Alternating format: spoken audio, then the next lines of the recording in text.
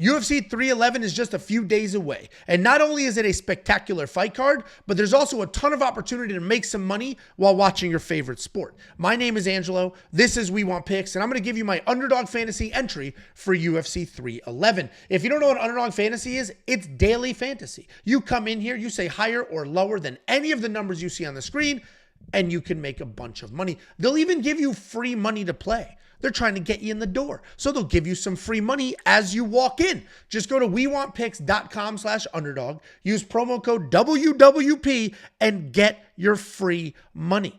Once you have that free money, you can build whatever entry you want. I am going to build a UFC 311 entry, but you can mix and match sports. Obviously, we have playoff football this weekend. You can take some of those lines, match them up with some of your favorite UFC lines, and be off to the races. Get the free money. wewantpicks.com/underdog, promo code WWP. I like Underdog quite a bit. The biggest reason I like Underdog is the amount of choices you have. Let's expand Islam here. We have 1, 2, 3, 4, 5, 6, 7, 8, 9, 10, 11, 12, 13 different options if we want to do this. We have fight minutes, we have finishes, we have knockouts, submissions, significant strike lines, fantasy points. We have a whole bunch of different options. And that's why I like Underdog Fantasy is the versatility, the fact that it's every fighter on the card, and then a whole bunch of options for all of them. So let's go ahead and jump in. I did build a 5-leg entry, and Islam is not in any of them. So let's go ahead and shrink that up. The first person I actually am going to have is Merab Dvalishvili. We're going to do the lower on 2.5 takedowns. I just don't think he's going to get that many takedowns. He might get 1, he might get 2, but 3 takedowns against Umar is pretty interesting. That whole camp, the men living in the mountains of Dagestan, have spent their entire lives wrestling. And I understand Merab's a very good wrestler, and he's a Georgian, and Georgians can wrestle as well. But I do think there's levels, and I think the Nurmagomedov bloodline are some of the best wrestlers we have ever seen in the UFC, and I think that wrestling defense, the scrambling, the striking ability of Umar will keep the takedowns down. Umar Nurmagomedov has phenomenal striking and distance control, and I don't think Merab is going to get 3 takedowns, which is what we would need for that to bust. And we're actually going to get some nice little juice on that. That's not even money. That's actually plus money to do the lower on 2.5 takedowns. Work our way down. Similar logic with Renato Moicano. And I know I said Renato and not Renato, but it is what it is. We're just going to continue moving forward. He's fighting Beneil Dariush. Beneil Dariush, quite literally, outside of BJ Penn before he was losing his mind, Beneil Dariush quite literally has the best takedown defense I've ever seen in a cage. Just go watch his Gamrot fight. Those scrambles are nuts. Because not only does he defend the takedown, but then if you're getting close to a takedown, the scramble skills are insane. He's a former BJJ no-gi world champion, but he wasn't just a butt-scooting jiu-jitsu nerd. He had offensive takedowns, defensive takedowns, scramble skills. And I think Renato Moicano is going to have a really hard time getting Beneil to the ground, let alone doing it twice. And if he does get him to the ground, he's been such a good finisher on top, he might actually finish Beneil. So I don't think Renato Moicano is going to get 2 takedowns, which is what would need to happen for this to bust. Let's work our way down. Where is my man, Jailton Almeida? If we take a look at Jailton Almeida, we have a finish line, and we're going higher. I think Jailton Almeida finishes Sergey Spivak. I mean, he's an absolute wrecking ball. The only person he hasn't finished that we've seen in the UFC was Derek Lewis, and that's because he didn't want to. He specifically let that fight go a full 25 minutes to prove to everybody that he has cardio and he can fight outside of a first or second round. Jailton Almeida is a wrecking ball. He comes forward, rips you to the ground, does whatever he wants from there. We just watched him absolutely dismantle a big Russian heavyweight wrestler in Alexander Romanov. I think he does it again here with Sergey Spivak. And also, I don't think Romanov is Russian, so my bad on that.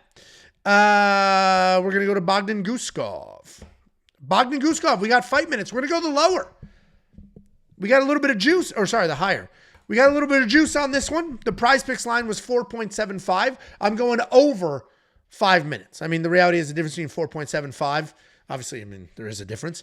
But I think if we're that far into the fight, we'll end up in the second round.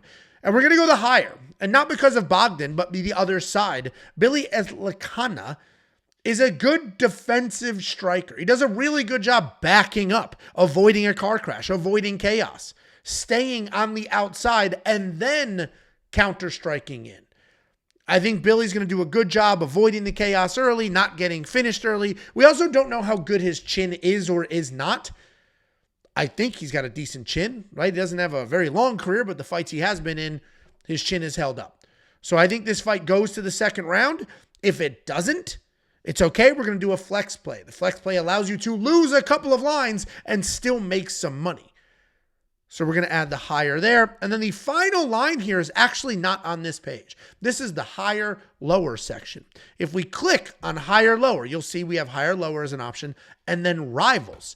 We're going to go in the rivals. What rivals does is it has the opponents, and then it sets a line, and you say between these two, who's going to get more. For example, the very first line is Islam and Arman.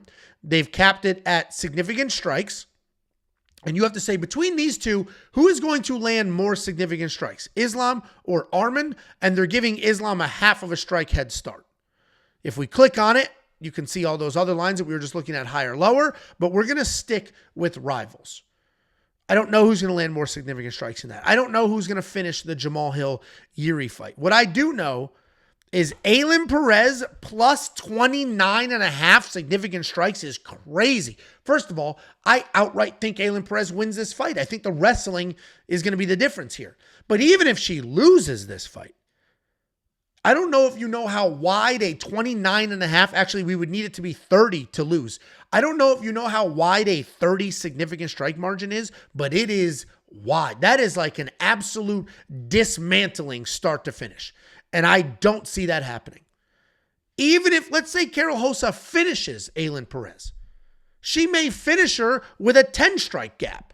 A 30-strike gap is very, very wide. So I'm loving that is her line on rivals. We'll see if that sticks around for much longer or what's going to happen there, but we like that line. Let's go ahead and look at this entry again. We've already got it built. We've got Bogdan Guskov higher than 5 fight minutes. Renato Moicano lower than 1.5 takedowns. Merab Davishvili lower than 2.5 takedowns. Jayultin, that's from Street Fighter, higher than a half a finish. And then we have Aylin Perez in rivals with that plus 29.5 for her significant strikes. This is my entry. If you like this entry, go ahead, tail it. If you don't, then build your own. Just get the free money. Get the free money. This way, if you lose, you lost theirs. WeWantPicks.com/underdog, promo code WWP.